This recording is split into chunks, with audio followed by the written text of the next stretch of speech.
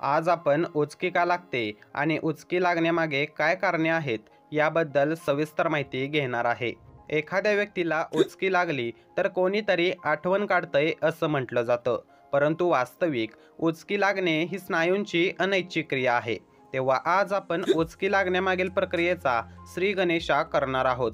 तेव्हा चॅनेलला सबस्क्राईब नक्की करा, कारण तेव्हाच तुम्हाला नवीन व्हिडिओचे नोटिफिकेशन मिळेल। मित्रांनो, आपले लंग्स आणि स्टमक यांच्यामध्ये मसल्स पासून बनलेली एक प्लेट असते, ज्याला डायफ्राम म्हटले जाते। हा डायफ्राम श्वास घेण्यास व श्वास सोडण्यास महत्त्वाची भूमिका बजावतो। जसे जेव्हा आपण श्वास घेतो तेव्हा हा डायफ्राम पोटाच्या दिशेने जातो आणि पोटाला प्रेस करतो, त्यामुळे आतमध्ये येणारी संपूर्ण हवा आपल्या फुफ्फुसांमध्ये जाऊन बसते। अशाच प्रकारे जेव्हा आपण श्वास बाहेर सोडतो तेव्हा हा डायफ्राम फुफ्फुसाच्या दिशेने येतो आणि फुफ्फुसांमध्ये भरलेली हवा तोंडामार्फत बाहेर जाते। तर हा डायफ्राम आपल्या बॉडीमध्ये एका पिस्टन सारखा काम करतो। परंतु ही क्रिया घडत असताना डायफ्रामचे स्नायू काही वेळा आकुंचन पावतात।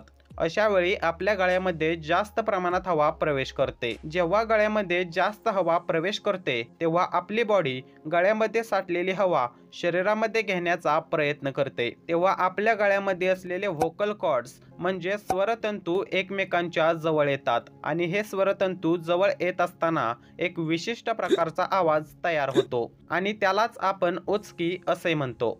तसं पाहायला गेलं तर उचकी लागण्यामागे बरीच कारणं असतात, जसे जेवण घाईघाईत करणे, खूप तिखट व मसालेदार पदार्थ खाणे, अति थंड व अति गरम पदार्थ खाणे, कार्बोनेटेड पेय पिणे, जास्त प्रमाणात दारू पिणे, हवा गिळणे जसे च्युइंगम किंवा धूम्रपान करताना, मानसिक ताण किंवा चिंता करणे इत्यादी। अधिक माहितीसाठी माणसाला एका मिनिटात 4 ते 5 वेळा किंवा 50 ते 60 वेळा उचकी लागू शकते आणि उचकी ही काही काळापुरती मर्यादित असते। परंतु तुम्हाला 48 तासांपेक्षा जास्त उचकी येत असेल तर तुम्ही डॉक्टरांचा सल्ला नक्की घ्या, कारण सतत उचकी येणे हे काही आजारांचे लक्षण असू शकते, जसे निमोनिया, युरेमिया, पोट किंवा अन्ननलिकेचे विकार, आतड्यांचे रोग, यकृताचा रोग इत्यादी। व्हिडिओ आवडला असेल तर चॅनलला सबस्क्राईब करा, व्हिडिओला लाईक करा। धन्यवाद।